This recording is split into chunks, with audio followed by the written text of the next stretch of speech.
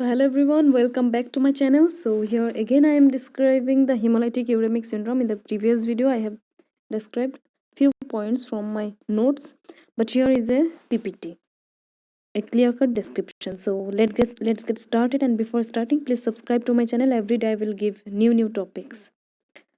So hemolytic uremic syndrome is a disease characterized by hemolytic anemia. There will be uremia and there will be low platelet count, which is also called as thrombocytopenia, and it predominantly but not exclusively affects children. So mostly children are affected. There are two types of hemolytic anemia according to Ghai Essentials of Pediatrics book, but in this PPT it has been given there are three types of hemolytic anemia: typical, atypical. Typical one affects mainly the children, but atypical ones can affect older children also, which means the adults also.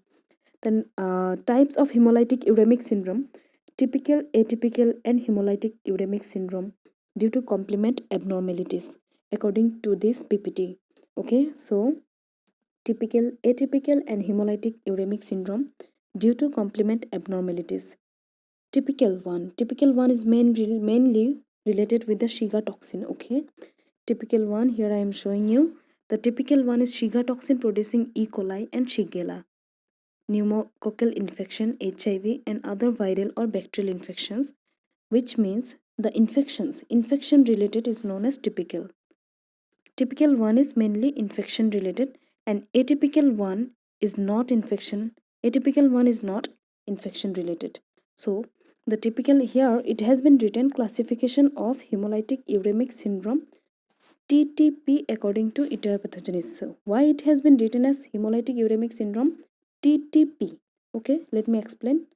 You may get confused that why it is written as HUS TTP, because hemolytic uremic syndrome and TTP, that is thrombotic thrombocytopenic purpura, is a very similar clinical entity, except that the thrombotic, in case of thrombotic thrombocytopenic purpura, there were more neurological manifestations as compared to hemolytic uremic syndrome.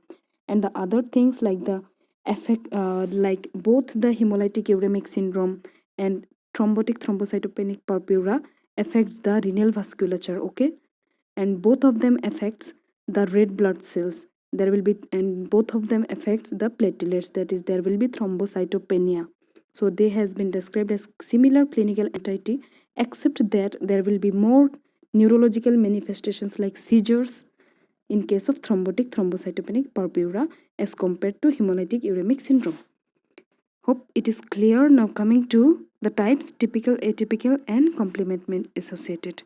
So atypical one is factor H deficiency, factor I deficiency, and another one here it is not written, factor B deficiency, HIB. And there are some other miscellaneous condition also, which are also categorized under atypical. Those are like cytotoxic drugs. Then malignancy, we all know that if we take cytotoxic drugs and in any case of malignancy, there will be some renal impairment. So now coming to pathogenesis. Okay, so before, first of all, typical one. Typical one, we have already known that the typical one is associated with infections, mainly infections with the bacteria like E. coli, Shiga toxin, pneumococcus. So in those cases, these bacteria will release some toxin. Okay, so the pathogenesis is mainly the toxin related. This toxin, this toxin is the culprit. This toxin will affect the microvasculature.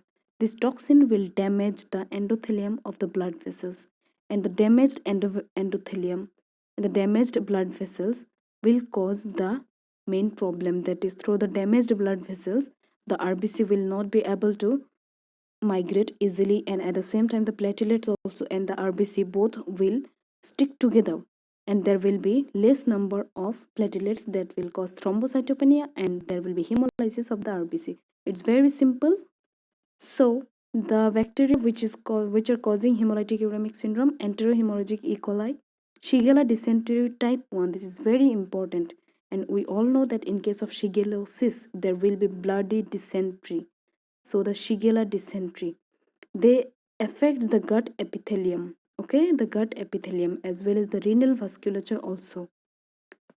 And in rarely hemolytic uremic syndrome can occur with E. coli UTI. Okay, the E. coli causing UTI may cause hemolytic uremic syndrome. This is the E. coli, picture of an E. coli. So the common serotype of E. coli which is affecting is O157. This is not 0, okay? This is not 0, this is O157H7. This strain of E. coli O157H7 is most commonly associated with hemolytic uremic syndrome. And the other strain which has not been written here is the O104E4.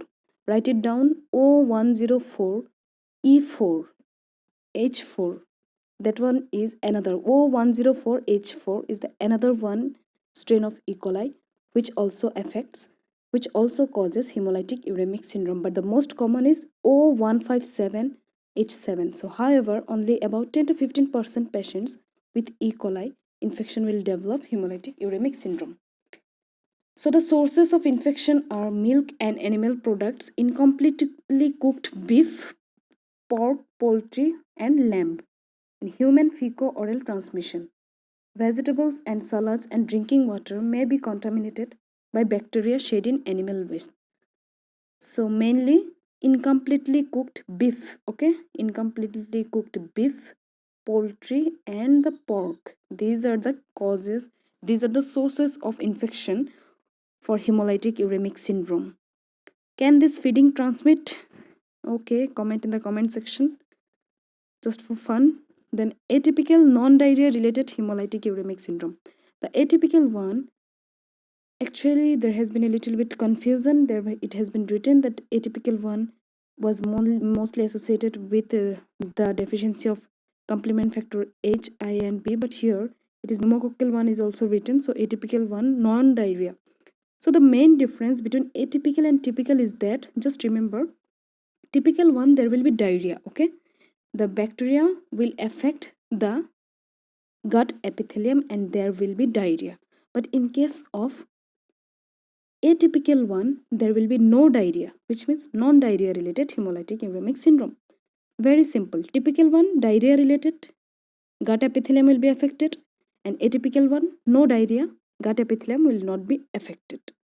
So, pneumococcal hemolytic uremic syndrome, this will affect the lungs, there will be pleural effusion. Then in the clinical features, we will be able to heard the pleural rub, okay?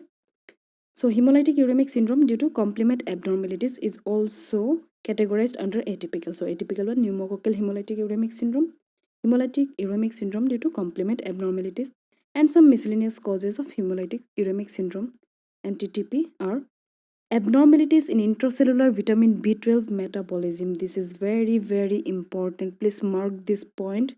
That is the abnormalities in intracellular vitamin B12 metabolism. If there is deficiency of cobalamin, that is vitamin B12, then also there will be hemolytic uremic syndrome.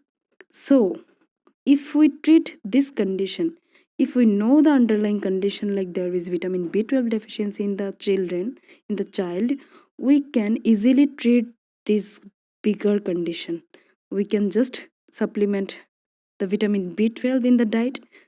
Extra we can give him vitamin hydroxycobalamin injection, okay, that will relieve this condition. Then some other underlying conditions like HIV, systemic lupus erythematosus, malignancies, radiation, certain drugs, they may also cause hemolytic uremic syndrome.